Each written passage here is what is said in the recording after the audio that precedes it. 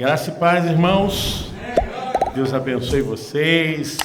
Nós tivemos um dia maravilhoso de trabalho, de prestação de contas, de eleição, e tivemos aqui a indicação da nova junta da igreja, direcionamento, e eu louvo a Deus pela vida de vocês, pelo cuidado e o zelo com a obra de Deus. Deus abençoe vocês, irmãos. Como sempre primeiro domingo nós temos uma palavra de rememorarmos, o que Jesus fez por nós e principalmente o seu triunfo sobre a morte.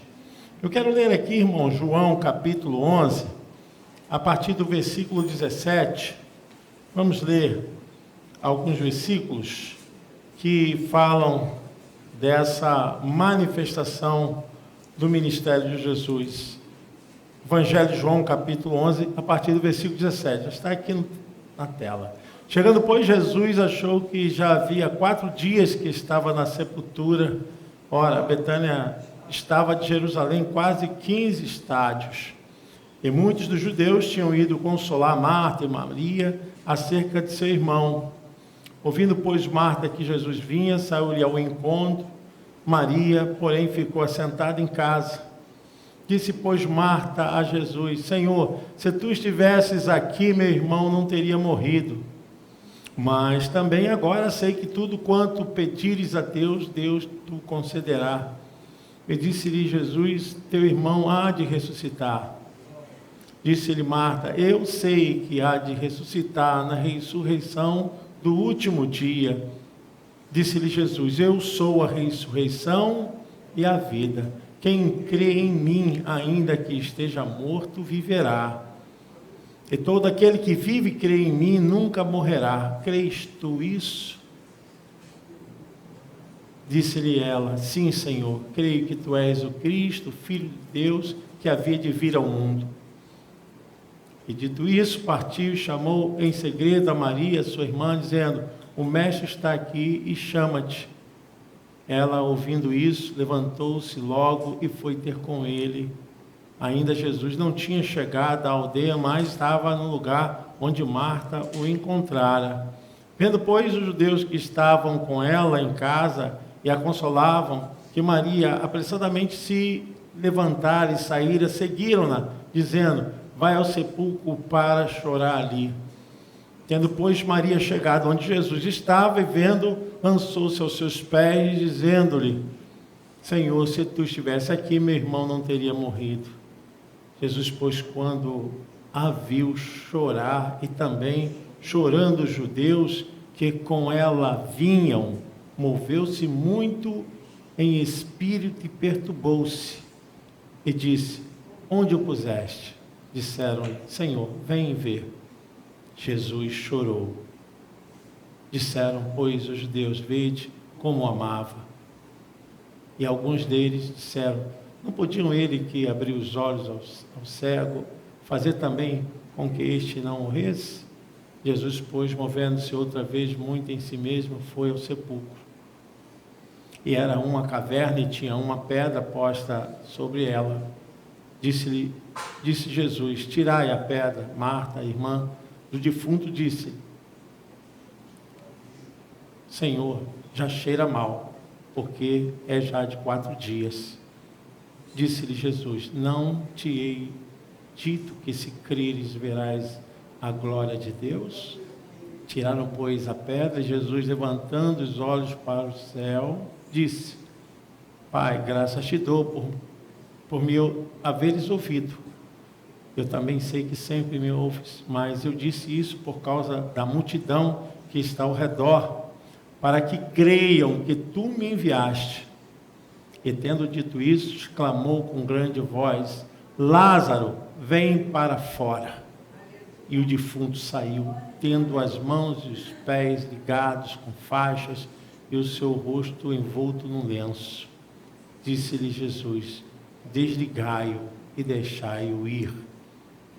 Muitos, pois, dentre os judeus que tinham vindo a Maria e que tinham visto o que Jesus fizeram, creram nele. Amém, irmãos? Podem se sentar. Glória a Deus. Entre outras passagens que nos revelam esse poderoso poder sobre a morte, nós temos a relação da filha de Jairo e temos também o filho da viúva de Naim. Também são fatos que são conclusivos da obra e do poder do ministério que Jesus realizou durante a sua vida terrena.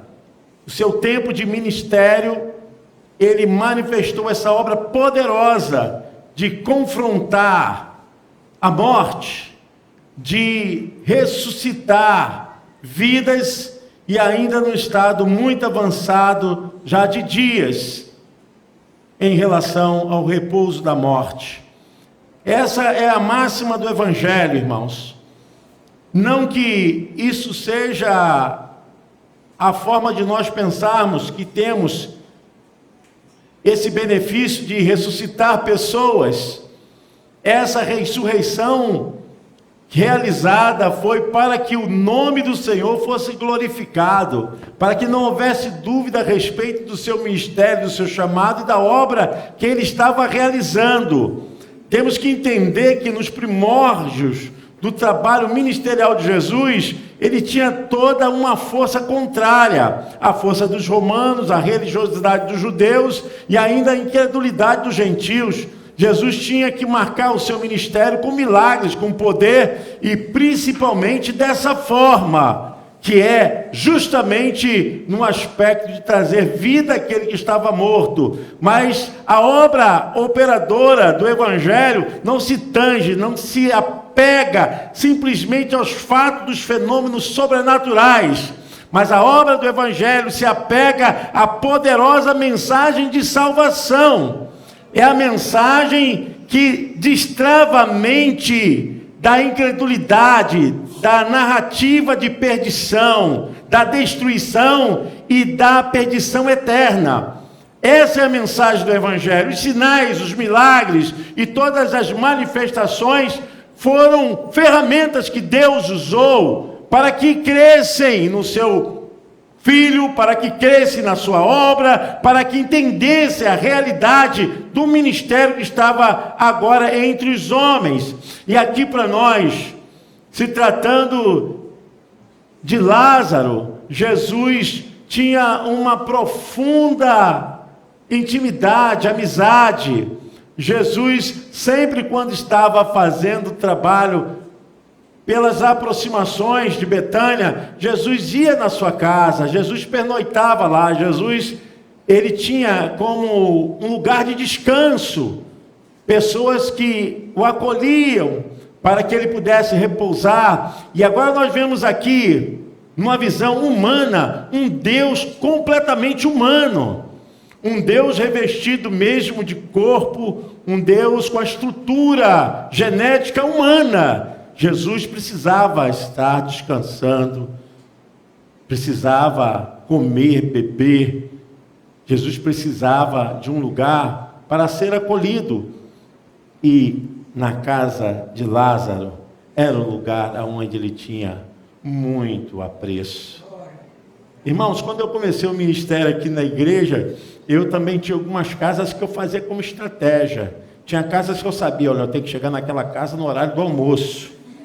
Eu já avisava, ó, vou aí orar, mas eu sabia na hora do almoço, que eu sei que eu vou pegar o almoço, né? E tinha casas que eu já sabia.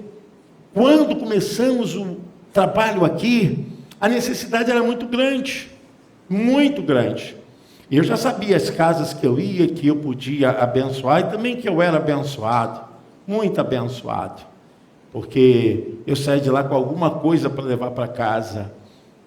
A gente cria um laço afetivo, de acolhimento, de sentimento. E até hoje eu lembro desses irmãos que me recebiam e sempre estavam, pastor, leva isso. Isso é para o Senhor, separei para o Senhor. E Deus sempre fazia algo tremendo quando visitávamos essas famílias. Imagine Jesus, a relação que ele tinha com a família de Lázaro. e Jesus estava na Pérea, uma distância mais de 3 quilômetros da Betânia, e Jesus, quando soube da morte de Lázaro, ele se estendeu.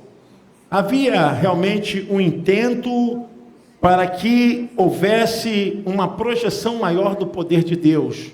Irmãos, existem pessoas que só vão crer quando verem um grande milagre. É assim, às vezes a gente ora para uma pessoa, ora, mas tem pessoas que é assim, que só crerão se verem grandes coisas, se verem grandes milagres. Tem alguma coisa errada nisso? Não, cada um tem uma consciência de entendimento para poder abraçar a fé. Tem pessoas que são sensíveis com uma canção, com um texto da Bíblia, com uma pregação, por mais simples que seja, já toca. Mas tem pessoas que são embrutecidas porque ainda têm resistências, bloqueios. E Jesus sabia muito bem que aquela grande multidão que estava na casa de Lázaro precisava de algo maior, de um milagre que fosse verdadeiramente marcado em suas vidas. E Deus sabe como trabalhar. Se Jesus tivesse chegado antes na casa de Lázaro, quando ele estivesse enfermo, provavelmente Jesus o curaria, como ele fez a muitas pessoas. Jesus com certeza quebraria aquele processo de gravidade, de enfermidade. Mas a Bíblia diz que Jesus, ele se estendeu, e que Lázaro, cada vez mais, estava se agravando nesse quadro clínico de doença. E a Bíblia fala que ele veio a óbito, e depois que estava já morto há 4 dias, que Jesus foi visitá-lo. E quando chega na casa de Marta e Maria, e é claro, aquela manifestação, declaração: ah, Senhor, se tu estivesses aqui, meu irmão não teria morrido. Porque eles tinham intimidade, sabiam que era Jesus, e confiavam nele, e aquela distância de tempo foi o fator principal do fenômeno da cura não acontecer. E eles acharam que ali se encerrou o processo do poder de Deus na manifestação do ministério de Jesus. Irmãos, nós não podemos colocar limites para a obra de Deus, amém? Nós não podemos colocar aqui uma área de atuação para que Deus possa fazer ou não fazer. Deus é Deus, homem é homem. Não desista nunca. Não impeça que Deus faça essa obra. Não coloque no seu coração nenhum objeto de impedimento. Coloque na tua vida fé. Coloque na tua vida esperança, confiança. E ainda que isso seja mais grave, e ainda que isso seja o pior, ainda que isso seja o impossível, eu quero dizer para você, Deus pode mudar todas as coisas. Ainda que isso seja o mais difícil, o impossível, eu quero dizer que Deus pode realizar. Nós temos, como humanos, a visão de fatalizar os acontecimentos. Vou dizer para você que isso, é coisa de humanos mesmo. A gente tem sempre uma razão. A gente tem sempre uma forma de se confortar em relação aos parâmetros, né? Daquilo que é normal. A gente diz, olha, a situação é essa. Eu quero dizer que ainda que esteja assim para você, para sua família, para alguém que você ama, nunca tente fatalizar e botar um ponto final. Quando Marta foi ao encontro de Jesus, ela fez uma reclamatória, né? Ela demonstrou ali um desconforto e tentando colocar parte daquilo, porque aquele que sempre estava lá, nesse tempo não esteve. aquele que sempre tinha palavra, tinha milagres, e não estava nesses dias, quanto mais precisou. Versículo 21 diz: disse, pois, Marta a Jesus: Senhor, se tu estivesses aqui, meu irmão não teria morrido. Foi muito duro essa manifestação do coração de Marta, mas Deus tem os seus propósitos. Amém? Diga comigo: Deus tem os seus propósitos. Deus não trabalha fora de propósitos. Tem um texto na Bíblia, se não me falha a memória, João, Roberta, 13, versos 7 e 8, no momento do lava-pés, Jesus faz uma declaração muito forte a respeito disso. Vamos ver se a gente encontra aqui. Respondeu Jesus e disse: o que eu faço, não sabes tu agora, mas tu o saberás depois. Disse-lhe Pedro: nunca me lavarás os pés. Respondeu-lhe Jesus: se eu te não lavar, não tens parte comigo. Isso é muito profundo, irmãos, porque a gente cria um determinismo, um fator de tempo que a gente vive dentro dessa perspectiva. A gente quer tudo rápido, a gente quer tudo para agora, a gente tem essa coisa da ansiedade precipitória, a gente vive buscando, tem que ser agora, a gente não alimenta a mente, a vida espiritual de fé, de esperança. Então é muito normal que o ser humano, que não tenha ainda absorvido o entendimento profundo da obra de Deus, do Evangelho, fique nessa distonia, né? Nessa correria, nesse disparate mental. Então o que acontece com Marta nesse momento é que ela exige algo, não que fosse uma declaração ali de culpa para Jesus, mas de meia culpa. Mas Jesus a entende, a compreende. A resposta de Jesus é uma resposta que deixa bem claro o seu poder. Porque, versículo 23, disse-lhe Jesus: teu irmão há de ressuscitar. Teu irmão há de ressuscitar. Eu quero dizer que nem sempre a gente vai ter a resposta de Deus de imediato. Eu sei, irmãos, que durante a nossa trajetória de angústia, de dor, porque a vida não é feita só de alegrias, mas a trajetória de dificuldade, de luta, a gente gera sentimentos terríveis. Terríveis. Eu entendo profundamente nessa questão do desligamento de Lázaro de sua família e o apego que essa família vivia. E eles nutriam esse sentimento. A partida de Lázaro foi uma morte que foi abrupta. Ele adoeceu e o processo cresceu e foi retirado de forma muito rápida. A dor de Marta e Maria é profunda, e tem também a comoção da vizinhança. O texto diz bem claro que os judeus foram para sua casa para confortá-la, para ajudá-la, porque todos sabiam do sofrimento. Mas eu quero falar a respeito disso, a gente saber lidar com a dor, saber lidar com aquilo que está fora da nossa gestão, saber lidar com aquilo que a gente não pode evitar e nem mudar. Como é que a gente faz? E é aí que a gente aprende que a nossa fé, ela tem que subsidiar a nossa vida, tanto espiritual, quanto física, emocional, psíquica. A nossa fé tem que nos dar força, tem que nos alimentar. Nós não podemos declarar que esse é um ponto que é final, acabou.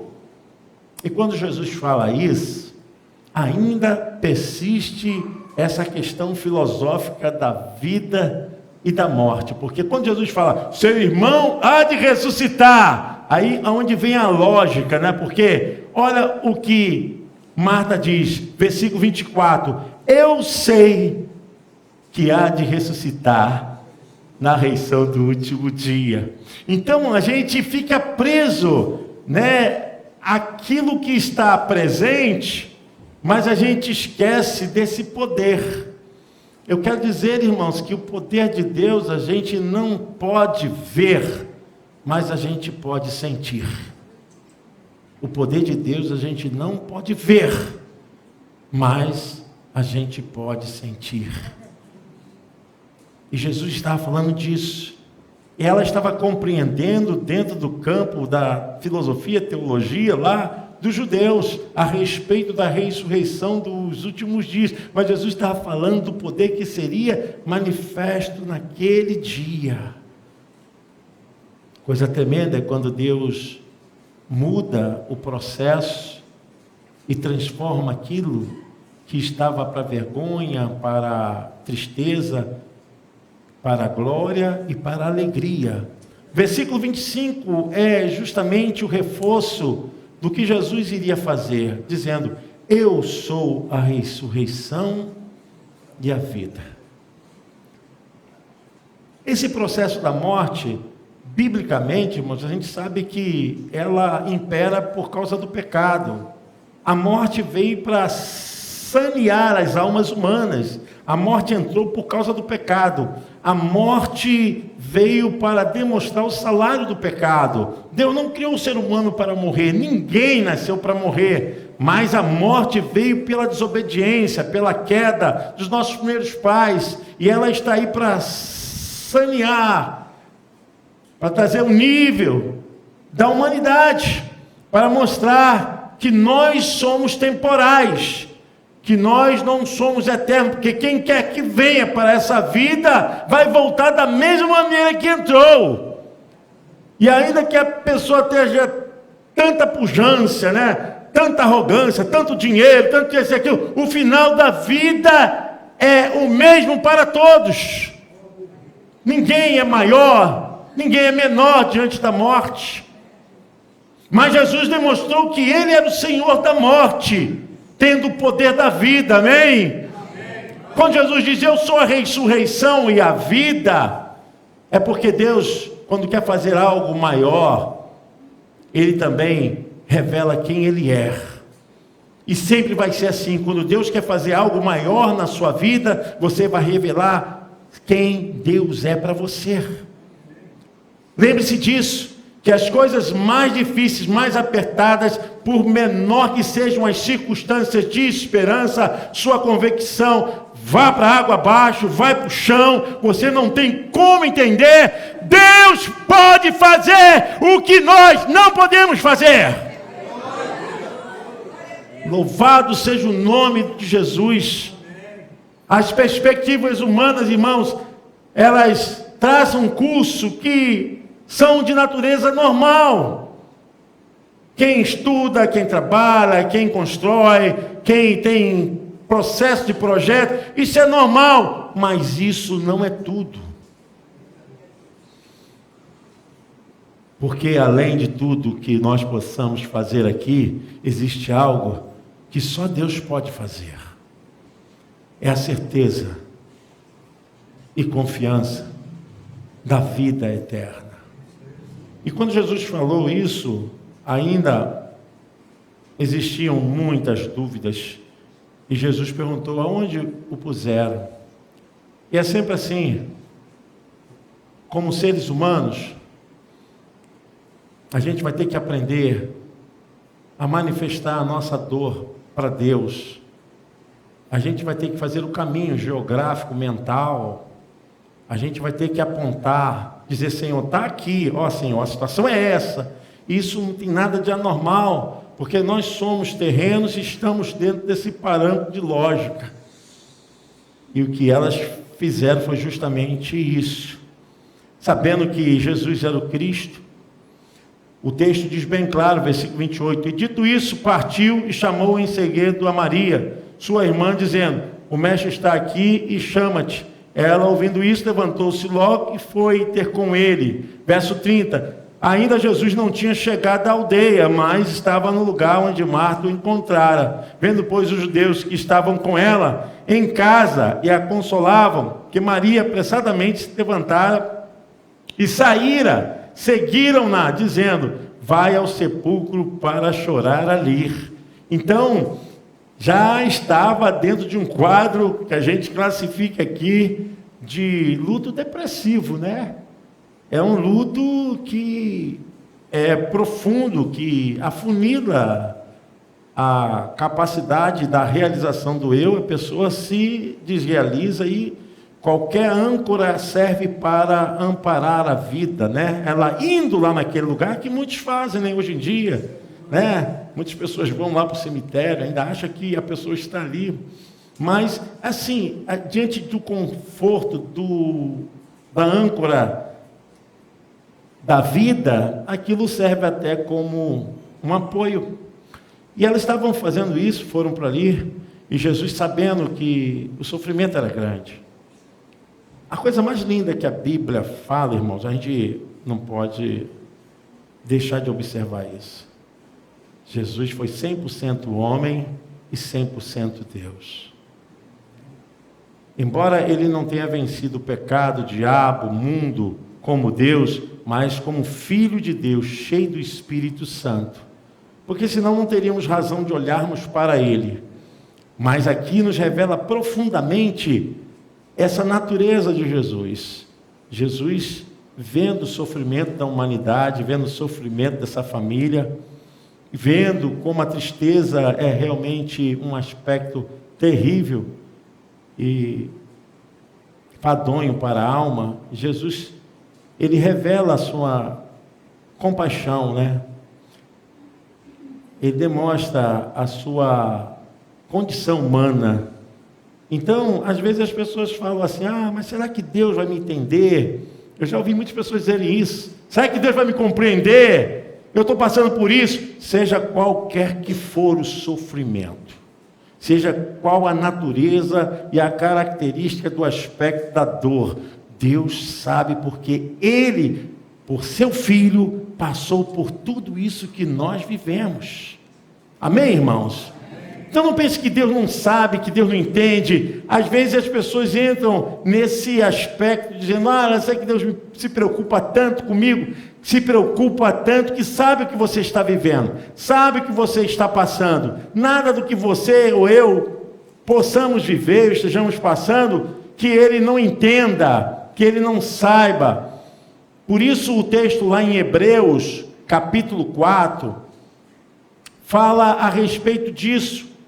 Hebreus capítulo 4, a partir do versículo 14, que fala a respeito disso. Visto que temos um grande sumo sacerdote, Jesus, Filho de Deus, que penetrou nos céus, retenhamos firmemente a nossa confissão. O verso de número 15 diz: porque não temos um sumo sacerdote que não possa compadecer-se das nossas fraquezas, porém que, como nós, em tudo foi o que, irmãos? Tentado, mas sem pecado. Então, nós entendemos perfeitamente que Ele levou sobre si todo o aspecto de dor e toda a natureza de sofrimento da raça humana, não porque fosse um aspecto que Deus achasse. Ele viveu na carne, viveu com experiência, com um ser físico. E o texto diz bem claro, quando Jesus ele se aproxima aonde colocaram Lázaro, e vendo as pessoas chorando, Marta, Maria chorando, as pessoas chorando, a Bíblia diz: Jesus chorou. Jesus sentiu a dor da separação de um ente querido. Jesus chorou. O texto diz bem claro. Jesus, versículo 33, Jesus, pois, quando a viu chorar, e também chorando os judeus, e com ela vinham, moveu-se muito em espírito e perturbou-se. O verso 34, e disse: onde o pusestes? Disseram: Senhor, vem ver. Verso 35, Jesus chorou. E essa comoção de um Deus que é capaz de entrar nessa esfera da estrutura da vida de cada um. Alguns choram por vários motivos. Eu não tento qualificar e dimensionar o nível de dor das pessoas, dos membros da igreja, de fora da igreja. Qualquer dor é dor. Qualquer dor traz sofrimento. E às vezes as pessoas tentam até diminuir a dor das pessoas. Também não é assim. Gente, cada um vive a sua dor, cada um sabe o seu dilema. E o mais profundo disso é que Deus é capaz de compreender. Se Jesus compreendeu, Deus compreende a sua dor, a minha dor.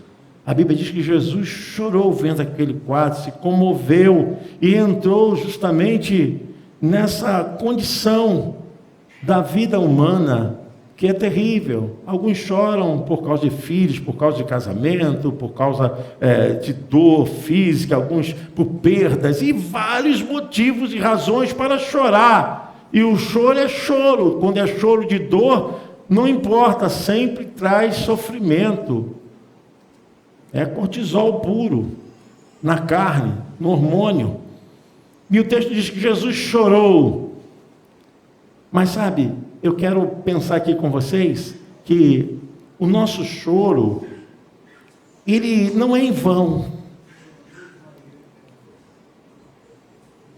Às vezes, por condições e pensamentos errados, a gente pode chorar por coisas que a gente cometeu de errado, por tempo passado. Quando a gente chora com sinceridade por uma coisa que se foi, e existe ali uma transparência diante de Deus, saiba que nós estamos ao ponto de receber o milagre. Essa minha percepção desse texto é que nós temos um Deus que se compadece da nossa dor, de um Deus que sabe enfrentar essa questão das emoções, essa questão que não depende da pessoa, porque às vezes as pessoas querem até não passar por aquele sentimento, mas aquilo atravessa, aquilo se torna uma coisa que é insuportável, domina a pessoa. E Jesus sabe, Jesus chorou e vê aquele quadro. Eu quero dizer para você que quando as pessoas começaram a se comover, Jesus chorou e vendo aquele quadro, a Bíblia diz que se abriu uma porta para o milagre. Uma porta para o milagre. Não existe nada com sinceridade que Deus não possa reverter. Se você está fazendo com sinceridade, Deus é capaz de reverter. Existe um texto lá em Salmo 51, verso de número 17, que o rei Davi, ele se comove e ele revela essa relação de Deus com o sofrimento humano. Os sacrifícios para Deus são o espírito aqui é espírito humano, quebrantado. A um coração quebrantado e contrito, não desprezarás, ó Deus. É inteligível de que quanto a uma sinceridade, aquele sofrimento gera verdadeiramente uma abertura para a obra e para a realização do milagre. Deus não despreza que um coração contrito, Deus jamais vai desprezar. Sincero, um coração arrependido, de que Deus se compadece. Você entende o que está acontecendo aqui? Seu choro não é em vão. Às vezes eu escuto, como a escuta é a fonte do meu trabalho também aqui na igreja. Deixa a pessoa chorar, gente. Deixa a pessoa declarar, falar o que ela quiser, põe para fora. A gente pensa que isso é só num aspecto, de forma psicológica. Não, existe também algo que é movido da vida, que é o espírito humano. O homem é tricotômico, o homem é espírito, alma e corpo. E a gente ficar só dentro de uma linha dicotômica, que o homem é só alma e corpo, não, tem um espírito ali. Tem um espírito, Isso está na Bíblia, lá em Tessalonicenses fala sobre isso. E a gente vê que nesse momento Jesus entende profundamente quando há essa confusão do ser. O que é a doença? O que é o problema? Gente, é a confusão, é a harmonia do ser, desarmonia do ser. Quando há desarmonia do ser, pronto, gera doença, gera fatores inflamatórios, doenças do corpo, e vai gerando também problemas também psicossomáticos, e vai embora. E a gente vê um Deus que é consolidado para entrar nas profundas entranhas humanas. Eu quero dizer para você, talvez você esteja chorando e não veja a mudança, não veja a transformação, está chorando? Saiba que Deus entende o seu choro. Está chorando? É lágrimas de verdade, às vezes é oração pelo filho, oração pelo esposo, oração por uma causa, oração pela igreja. Teu choro não é em vão.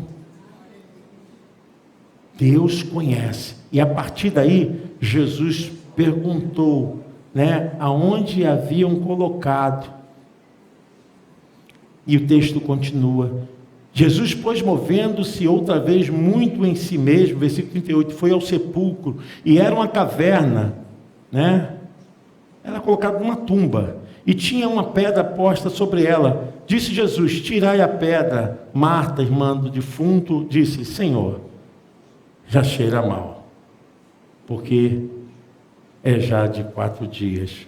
E eu entendo isso aqui perfeitamente, sei, irmãos, que quando a coisa está no estado de putrefação, sabe, aquilo, não insiste com isso não tem jeito não, está cheirando mal, a gente tem até essa frase, essa situação aí está cheirando mal, quer dizer, está no estado bem ruim, e a gente percebe perfeitamente que era algo natural e também ao mesmo tempo um bloqueio, mas o texto bem claro revela-nos o seguinte, que apesar do estado de putrefação, de ter parte do corpo de Lázaro faltando, só Deus sabe como estava aquele quadro ali, existe um Deus que é capaz de trazer tudo da forma como Ele criou.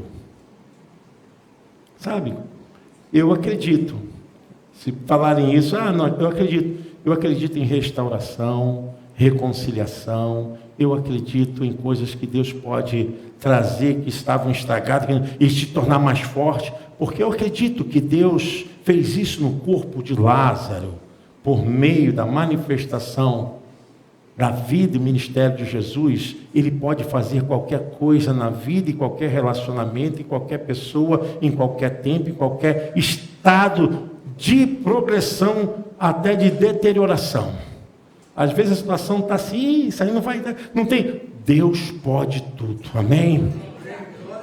Deus pode tudo, formar novos tecidos e dar novos músculos, nervos, carne, pele. Deus pode tudo, porque o estado de Lázaro, ele revela que não existe natureza, por mais que seja difícil o problema, a circunstância, Deus é capaz de fazer as coisas voltarem a ser como eram.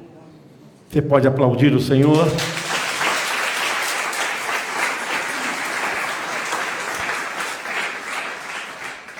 Deus é Deus, homem é homem.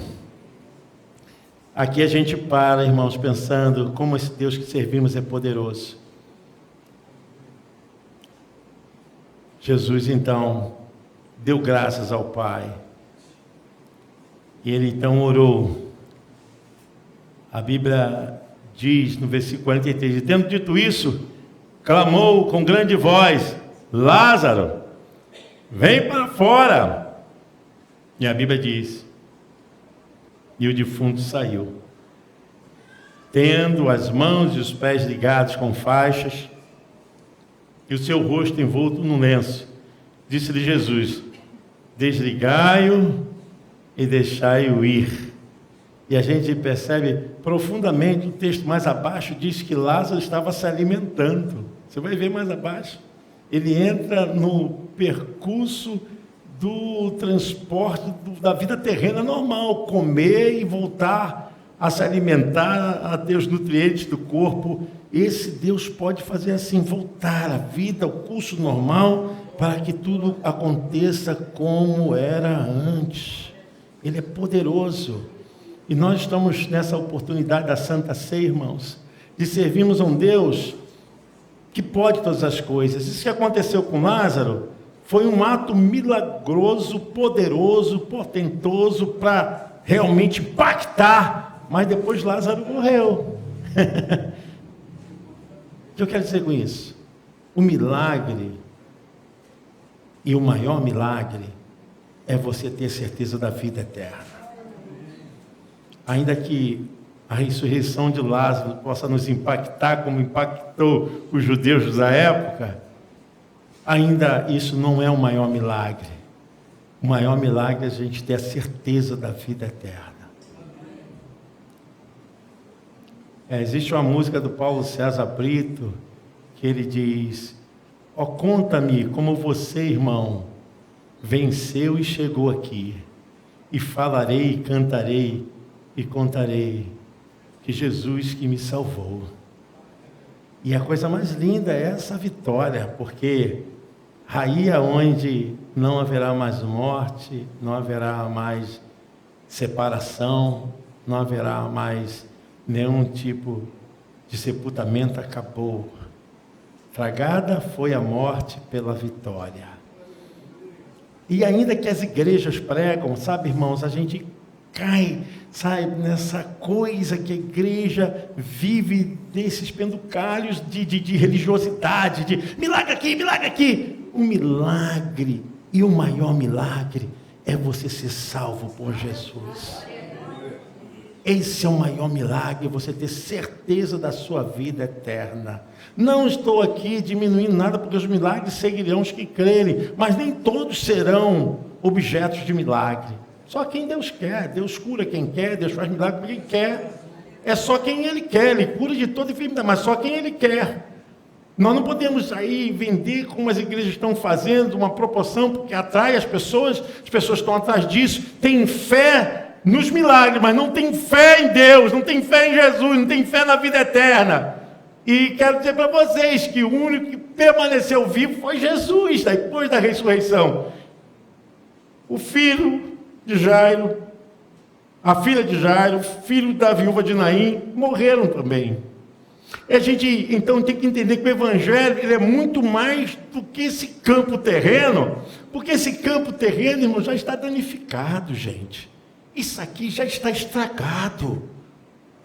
A verdade é essa.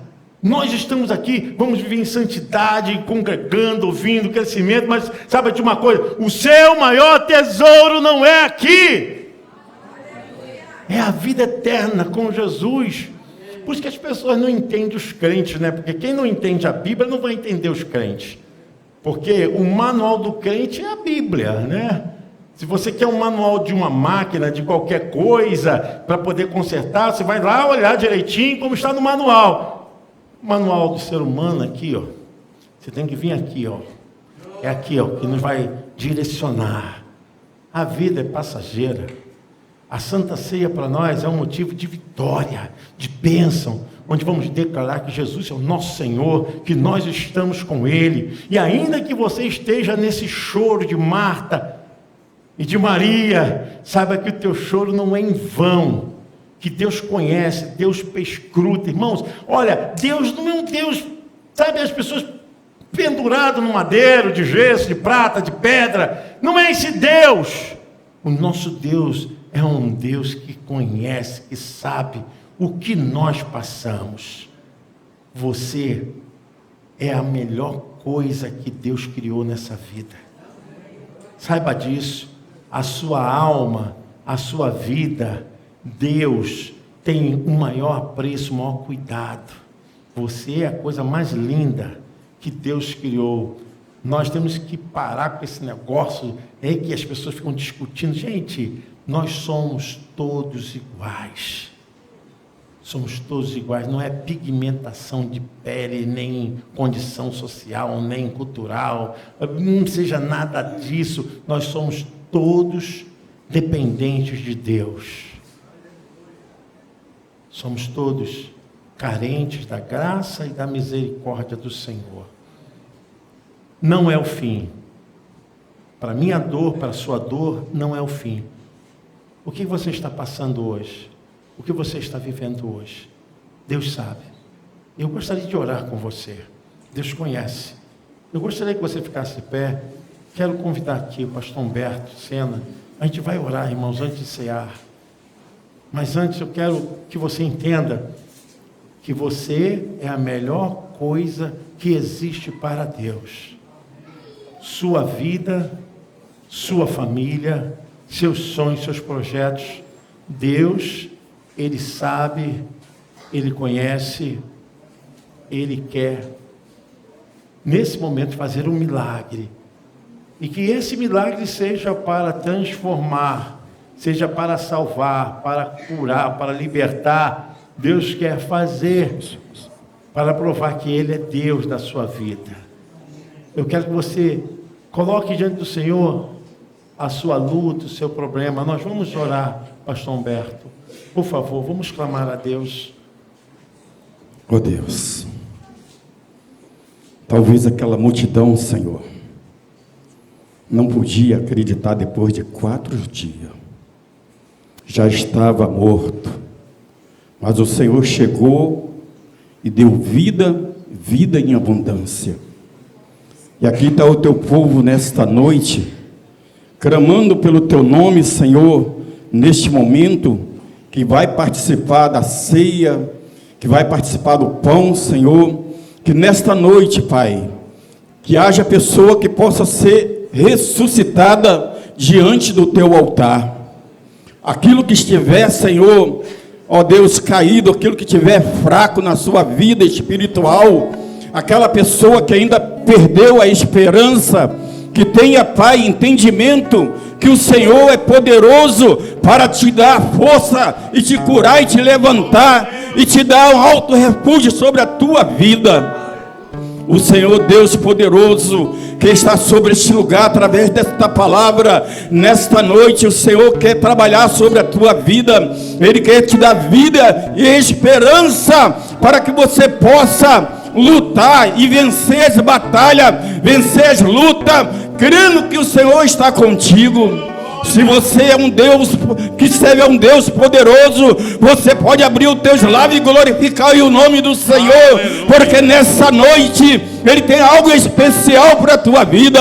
A semente nesta noite, ela foi colocada dentro do teu coração, para que você possa meditar nela e saber que há um Deus poderoso sobre a sua vida, um Deus que controla a tua vida, um Deus que te ressuscita dos problemas, das dificuldades. Ele te dá força, Ele te dá ânimo. Aleluia. Ele é o Deus da tua vida. Levanta aí as tuas mãos e pode aplaudir ao Senhor dizendo: eu sirvo um Deus poderoso, um Deus que tudo pode sobre a minha vida. Esse é o Deus que você serve. Receba em nome de Jesus.